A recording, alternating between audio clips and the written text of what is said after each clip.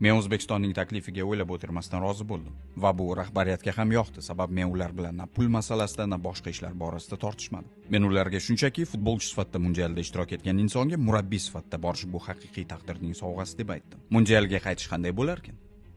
Endi buni sal keyinroq aytishim mumkin. Bo'ldi, kelishdik. Ayni paytda hozir men o'z futbolchilarimga kerakli ma'lumotlarni yetkazish ustida qattiq ishlayapman, sababi ular birinchi marta mundialga borishyapti. Birinchi jahon chempionati va jahon chempionatlarida bosim shu darajada yuqoriki, men o'z futbolchilarim jahon chempionatiga yo'qotadigan hech narsalari yo'q kabildagi xarakterda tashrif buyurishlarini ta'minlashim kerak. Esing joyidami deyishing mumkin, esim joyida. Qancha uzoqqa bora olasizlar? Biz hozircha u qadar katta terma jamoa emasmiz. Ya'ni guruhdan chiqasizlarmi? Shundan umid qilaman. Ha, bunday deyishimga sabab bizning terma jamoa faqat o'ta talantli yoki o'ta yorqin futbolchilardan iborat terma jamoa deya olmayman.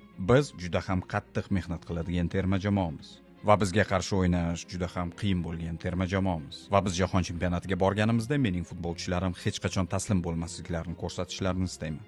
Nega? Sababi sen jahon chempionatida o'zingning debyut o'yiningni o'tkazganingda ancha asabiy tugatganding. Men shu narsalarni olib tashlayman. Bor yo'g'i birinchi o'yinim edi. Ha, seni tushunaman. Men shuni ustida ish olib boraman. Va biz shunday guruhdamizki, hattoki bir ochkoni qo'lga kiritish ham bu juda katta natija bo'ladi. Biz anchagina jiddiy yigitlarga qarshi o'ynaymiz. Biz buni albatta ko'ramiz.